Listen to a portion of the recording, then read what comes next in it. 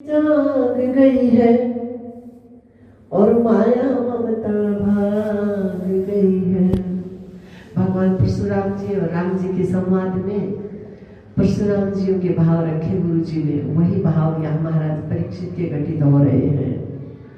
प्रेम की अग्नि जाग गई है और माया ममता भाग गई है। कि किस जाति से सजातियां मिल सकता है, प्रेम से प्रेम ही मिल सकता है। इसलिए प्रेम की अग्नि जाग गई है और माया ममता भाग गई है। अब मेरे लाग गई है तन में मन में पूर्ण मान लिए। अब मेरे लाग गई है तन में मन में पूर्ण मान लिए। प्रभु करियो गलती माफ आप में ईश्वर जान लिए। प्रभु करियो गलती माफ आप में ईश्वर जान लिए। तो ऐसा पावन मन अछूता मन है। और सुखदेव जी महाराज जैसे ही आए होंगे यहाँ आनंद वन की तरफ से, आनंद वन से आने वाला मन तो आनंद बरसा सकता है। बिगड़ जंगल से कैसा जहां काटे झाड़ी हो, महाराज स्वयं परेशान है। यहाँ आनंद वन से आया है।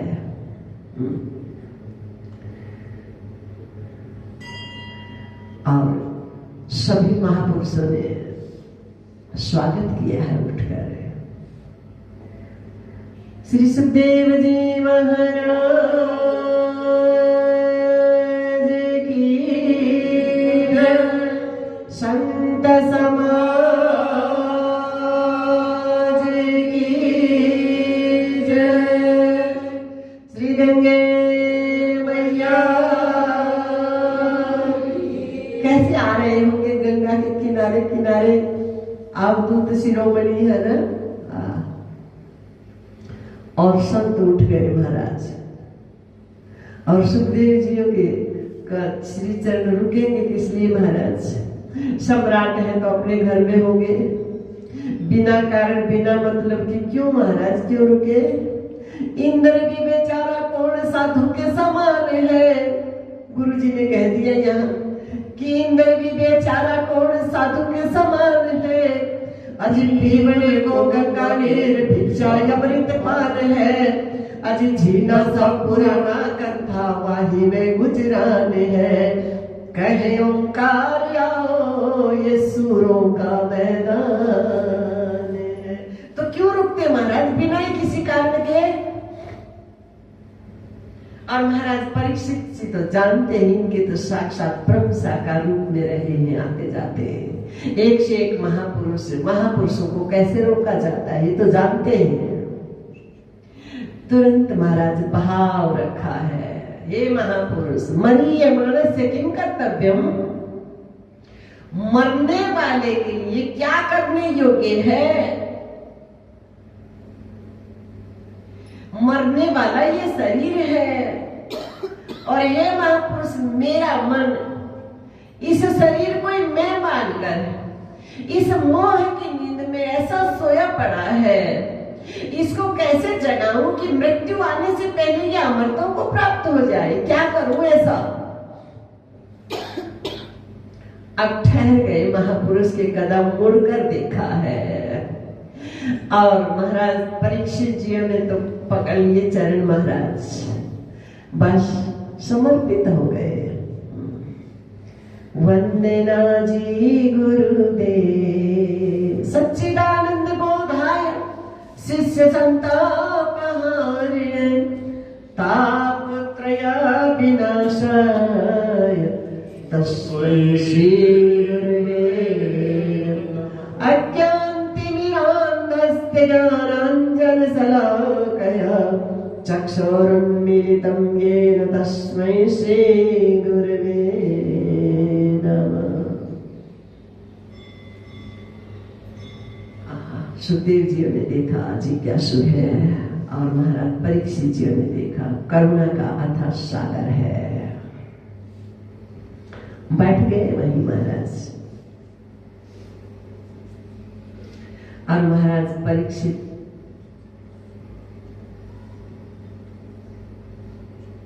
सिमट कर मन से बैठ गए। और मन सिमट गया तो शरीर की क्या हिम्मत है सिमटे ना। जितना मन सिमटता जाएगा शरीर उतना ही सिमटता चला जाएगा महाराज। क्योंकि ये भी तो चाहता है ना मैं भी एक हो जाऊं।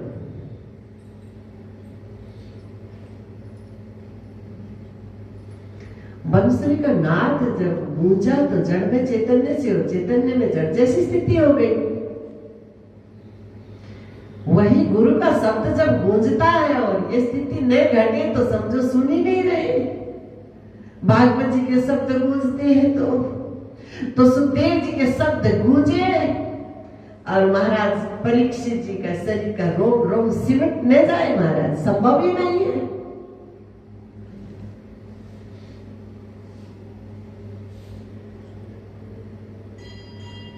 बैठ गए सुखदेव जी महाराज, सिमट कर बैठ गए महाराज परीक्षित जी।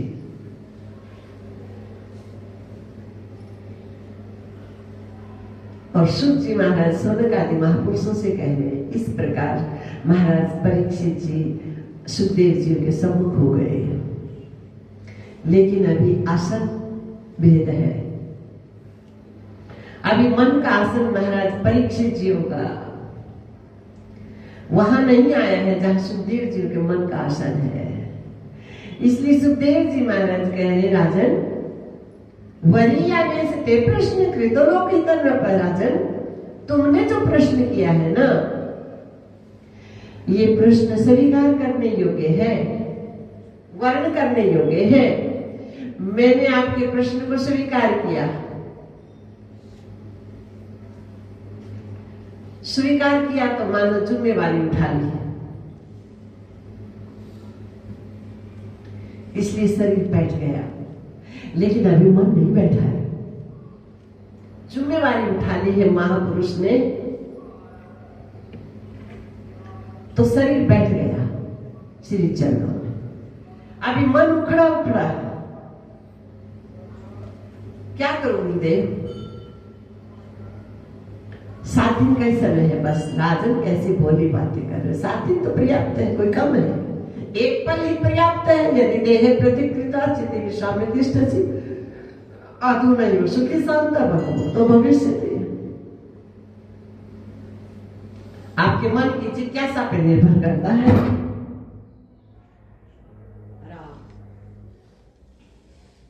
श्री राम जय राम जय जय राम, श्री राम जय राम जय जय राम। 1 बजे तक का टाइम है ना, तब लगा है ना? थोड़ा और चलते। श्री राम जय राम जय जय राम, श्री राम जय राम जय जय राम। आवाज आ रही है ना? श्री राम जय राम जय जय राम, श्री राम। कहा राजन, आवाज आ रही है ना? कहा राजन चिंता क्यों करते हो? कोई कम समय तो बताओ गुरुदेव मैं क्या करूं? मैं अपने मन को इस शरीर की मृत्यु आने से पहले मैं शरीर हूं इस मोह की नींद से कैसे जगाऊं? कहा राजन बस श्रोतव्य कीर्तितव्यश्च स्मर्तव्यश्च इच्छता भयं। राजन बस आपका मन, आप यहां शरीर को संबोधन नहीं कर रहे, मन को, क्योंकि मृत्यु के भय से मन कांप रहा है। मृत्यु के भय से मन बचना चाहता है। ये संशय मन में हो गया, मैं शरीर हूं और शरीर की मृत्यु मेरी मृत्यु है। शरीर की मृत्यु होती है मेरी मृत्यु हो जाएगी। इसलिए सुनना किसको है? मन को। सावधान किसको होना है? भागवत कह रहा सावधानतया सुनो, सावधान होकर सुनो। मन सावधान होकर सुने। श्रोतव्यम राजन, मन श्रवण में लगे। संतों के पास युक्ति होती है क्योंकि जगत की बातें सुन रहा है मन।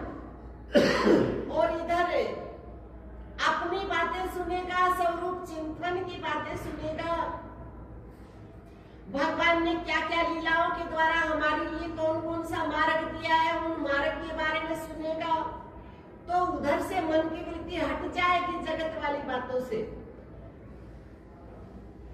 श्रोतव्यम कीर्तितव्यश्च, अपने स्वरूप का चिंतन। कीर्तितव्य से कीर्तन का मतलब ये नहीं है, ये तो है ही, जो राम राम श्याम श्याम कीर्तन है वो तो है ही, लेकिन बार बार अपने स्वरूप का चिंतन सुनते सुनते जो सुनाया जाए, श्रोतव्यम, जो सुने, मन जो सुने, उसके साथ साथ मन आत्मा के चिंतन में रमण करे, आत्मा का चिंतन करे, अपनी स्मृति में रहे मन, मैं शरीर नहीं हूँ। और जब मन में चिंतन इतना ज्यादा हो जाए तो समर्तव्यम, एकाएक मन में स्मृति आ जाएगी, अपनी स्मृति, और मन में अपनी स्मृति आते ही मृत्यु के भय से उसी समय मन मुक्त हो जाएगा। श्रोतव्य, सीधे से शब्दों में यूं समझ लो, प्रत्येक शब्द का अर्थ जो बोला जा रहा है, कहा ना आकार उकार मकार तुम ही हो, और इनसे अलग कुछ भी शब्द सभी के अंदर आकार उकार मकार है, उनको निकालोगे तो कुछ शब्द नहीं बचेगा। तो प्रत्येक शब्द का अर्थ कौन हो? आप हो। आपका मतलब शरीर नहीं लगा लेना, शरीर के भीतर जो आप हो, जो चेतना है, जो ईश्वर का अंश है, तो प्रत्येक शब्द का अर्थ आप हो। प्रत्येक शब्द के साथ मन अर्थ में जाए, शब्द से मन बंद कर न रहे, अर्थ में जाए। गाते हो ना, अर्थ को समझ लियो भाई, मन सदगुरु खोला भेद आत्मा बेगम कहलाई। तो प्रत्येक शब्द का अर्थ आप हो नारायण, प्रत्येक शब्द का मायना आप हो। ये इसी का कीर्ति तब ये चिंतन करे, मन में भीतर ही भीतर सुने और भीतर ही भीतर ऐसा चिंतन करे, तो फिर मन अपने स्वभाव में, समर्तव्य अपनी समृद्धि में आ जाएगा, अपनी याद में आ जाएगा। कैसे महाराज, इतना सरल तो नहीं है, थोड़ा और सरल करके कहो। तो कहा फिर आओ राजन, जितासनो, जित श्वासो, जित संगो, जितेंद्रियो। राजन, आप अपने मन की शरीर रूपी आसन पे विजय करो। आपका मन शरीर कोई मेहमान बैठा, जबकि ये शरीर एक आसन है, ये शरीर एक साधन है, इस पे हमारा मन आरूढ़ हो। अब हम जो आसन पीछे ही इन आसनों पे बैठा है हमारा शरीर, न कि आसनों को सर पे उठा रखा है, उसी प्रकार से ये शरीर भी आसन है। इस शरीर रूपी आसन पे आपका मन आरूढ़ हो। विजय का मतलब कहते हो बार बार, जय जय श्री राधे। जय का मतलब विजय, हमको मन की शक्ति देना, मन विजय करे, दूसरों की जय से पहले खुद को जय करे, खुद को विजयी बनाए, अपने मन को विजयी बनाए। हमारा मन शरीर कोई ही मेहमान बैठा, हार गया, 84 के चक्कर लगा रहा है, भटकता फिर रहा है, आनंद का अथाह सागर होकर भी, और भटक रहा है दाएं बाएं, भीख मांग रहा है सुख की, इधर से मिले, वो मिले तो सुख मिले, ये वस्तु मिले तो सुख मिले। तो राजन, जितासन, अपने शरीर रूपी आसन पे अपने मन की विजय करो। ठीक है गुरुदेव, जितासनो, जित श्वासो।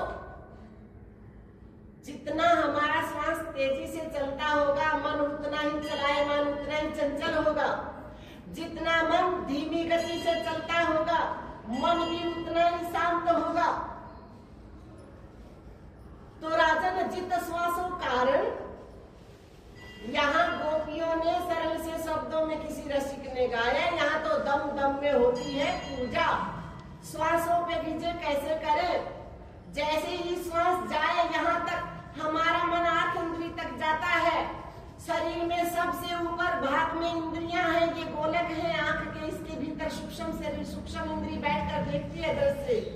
तो हमारे शरीर जितना है, इसमें सबसे ऊपर के भाग में क्या है? आंख इंद्री का आसन है, ये गोलक आंख इंद्री बैठती है यहाँ तक मन जाता है, क्योंकि मन आंख इंद्री के साथ नहीं होगा तो दृश्य नहीं देख पाएगा।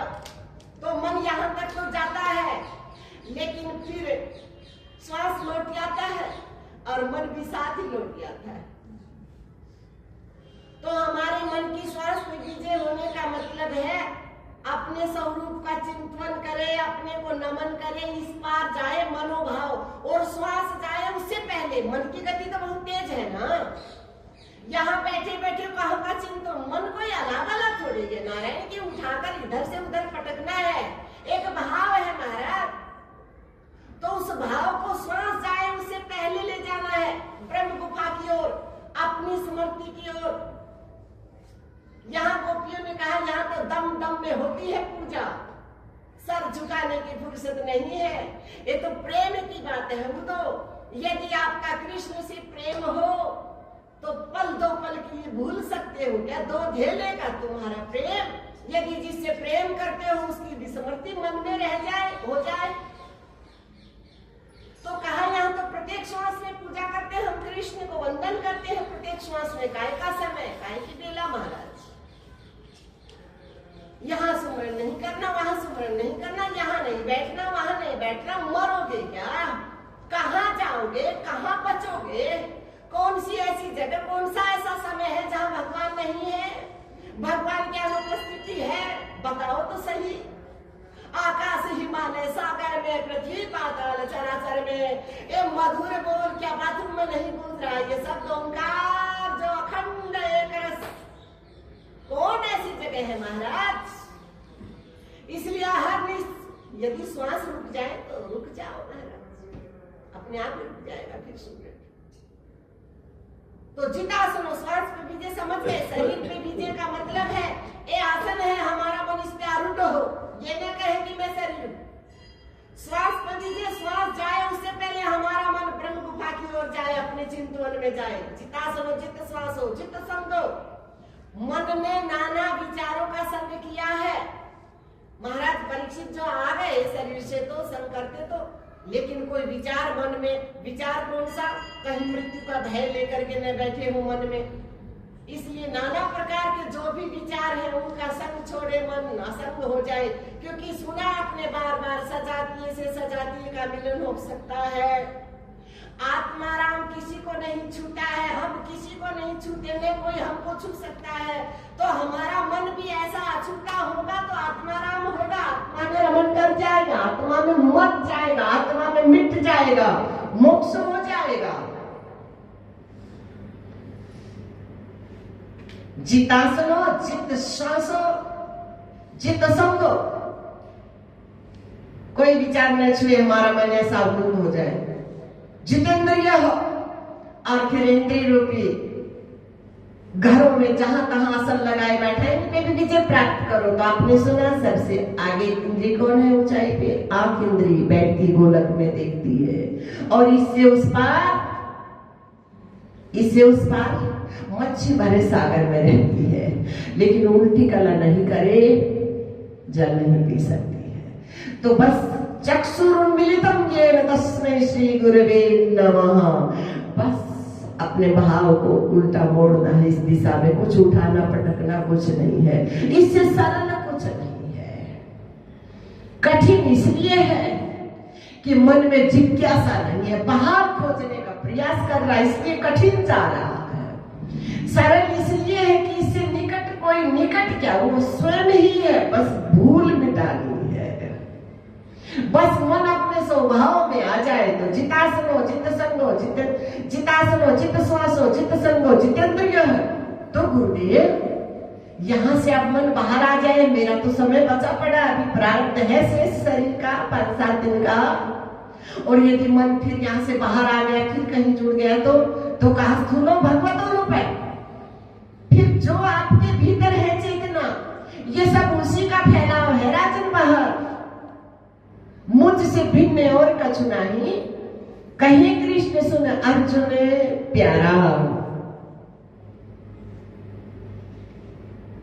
जो चेतना आपके भीतर है, बस उसी चेतना का ये सर्वत्र सब विस्तार है राजन। जो भी बाहर दृश्य दिखे वो सब परमात्मा ही है। इसलिए वेद की श्रुति पहले कहती नेति नेति, ये भी नहीं प्रभु ये भी नहीं प्रभु, पहले वास्तविकता में ले जाता है। और फिर ये ऐसे तो कहने से ये मानने वाला ही नहीं है कि सब भगवान है। ये कब मानेगा? जब पहले सिमट कर इसे अपना परिचय हो जाएगा, या अपने स्वभाव में आ जाएगा, फिर समझ में आ जाएगा, बताने की आवश्यकता नहीं रहेगी, फिर समझ में आ जाएगा कि सब वही है। लोग पहली बैठक में ही महाराज परीक्षित जी का मन क्या हो गया? निश्चिंत हो गया, अपने स्वभाव में आ गया। मृत्यु के भय से मन क्या हो गया? मुक्त हो गया। अब कथा प्रारंभ होती है, उससे पहले काय की कथा महाराज समझ ही नहीं आएगा। भयभीत मन कथा सुनेगा कैसे? सत्संग सुनेगा कैसे नारायण?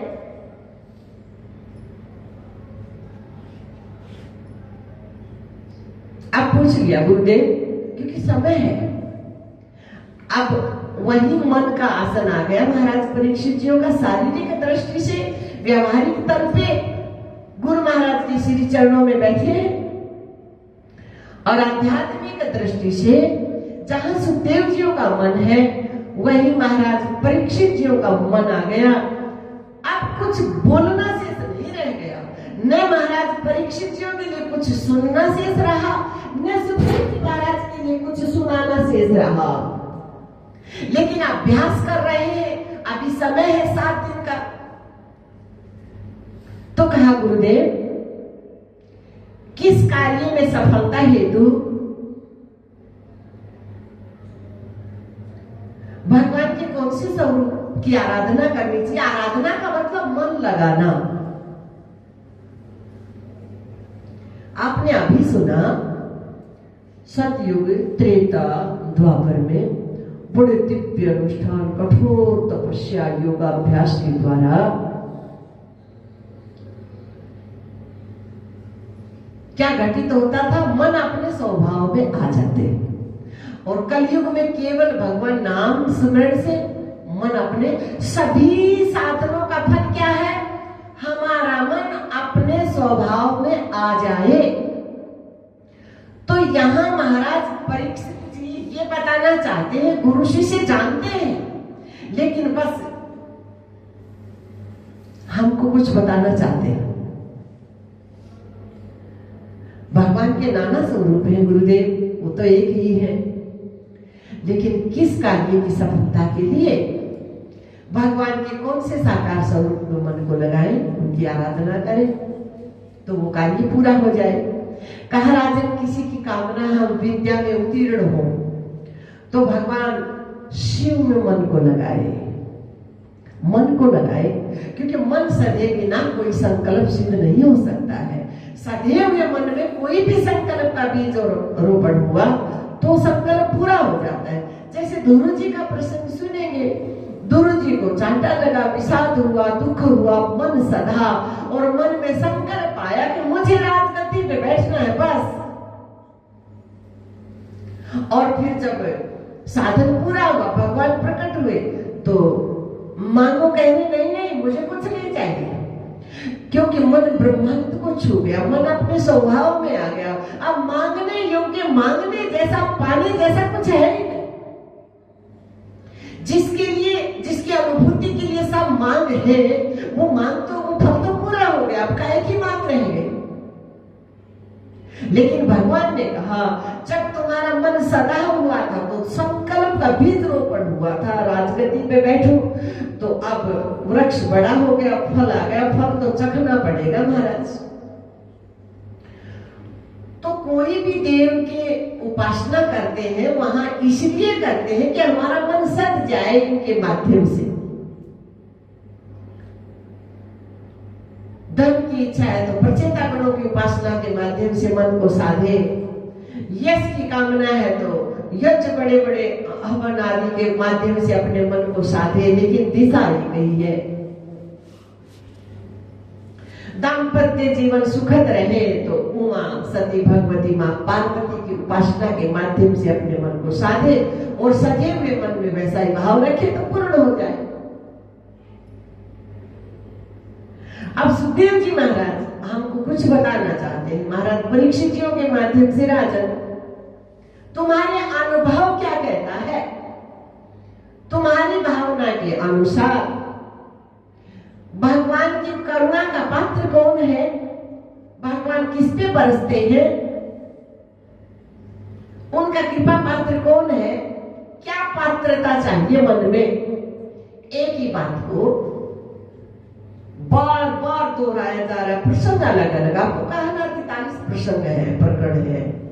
गंगा के किनारे वृक्ष हो, है ना, कौन सी शीतल छाया में आपका मन सज जाए। तो उसी प्रकार से ये प्रसंग है नाना, लेकिन फल एक ही है, परिणाम एक ही है। तो राजन, आपका अनुभव क्या कहता है? या यूं कह दो, आपके अनुभव के अनुसार कौन मन अपने स्वभाव में आ सकता है? कहा गुरुदेव, जो वृद्ध हो गए, जो शरीर वो कृपा पात्र होंगे, भगवान बरस जाते होंगे, उनको अनुभूति हो जाती होगी, उनके मन अपने स्वभाव में आ जाते होंगे। नहीं राजन, ऐसी बात नहीं है। यदि अवस्था इसमें कारण होती तो महाराज ध्रुव और प्रहलाद तो 5-5 वर्ष के बालक रहे, आ गए उनके मन अपने स्वभाव में। तो गुरुदेव जो विद्वान होंगे, ऐसी भी बात नहीं गुरुदेव, गजेंद्र तो कहीं विद्वान नहीं थे,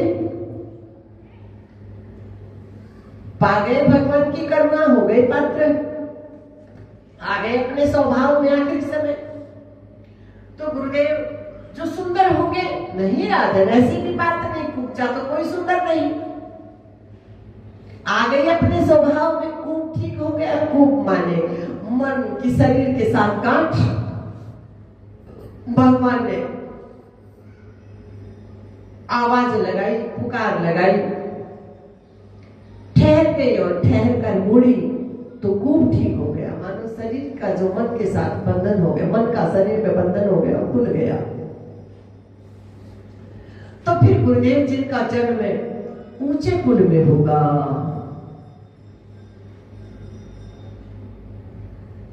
ऐसी भी बात नहीं राजन। विदुर तो दासी पुत्र थे, पा गए भगवान की करुणा, पा गए पात्रता। अब विदुर प्रसंग के द्वारा भागवत जी का उपदेश है, सुखदेव जी का उपदेश है, गुरुजनों का हमारे मन को उपदेश है। एक और दिशा है, एक और मार्ग है, एक और युक्ति दी है, अपने स्वभाव में कैसे आ जाए। तो ये प्रसंग कल के सत्र में रहेगा कि देखो, एक तराजू में जितनी बातें कही, वृद्धावस्था भीष्म पिता महाराज जैसे, विद्वत्ता गुरु द्रोणाचार्य जैसे, सौंदर्य का क्या कहना, ऐश्वर्य का क्या कहना, ऊंचा कुल है, और एक तरफ सब ओर से सिमटा हुआ विदुर जियों का मन है। इससे ये सिद्ध हो रहा है, सिद्ध हो जाएगा कि बाह्य शरीर से लेकर बाह्य जगत की प्रत्येक वस्तु, प्रत्येक रूप और शब्द न तो हमारे मन को अपने स्वभाव में आने में कोई रुकावट है, तो न कोई साधक है। रुकावट इसलिए नहीं कि ये सब हमको नहीं छूते, बाधक इसलिए नहीं कि इनकी वहां आवश्यकता नहीं होती है। प्रेम गली अति सागरिता में दोनों समय, इसलिए न आवश्यकता है और न रुकावट है। समझ में आ गया कैसे? ये प्रसंग कल के सत्र में रहेगा। आज इतना ही। पूज्य श्री चरणों में वंदन, मां गंगा को प्रणाम, भगवान के नाना रूपों को प्रणाम, दिव्य वट वृक्ष को प्रणाम, पावनी भूमि को प्रणाम जो सुल्तान के नाम से प्रसिद्ध है, ऐसी पावन भूमि को प्रणाम, सब संतों के श्री चरणों में। यूं कहो बस भगवत धर्म हमारा मन स्वीकार कर रहा है। ओम शिव शिव शिव नारायण। जय महाराज।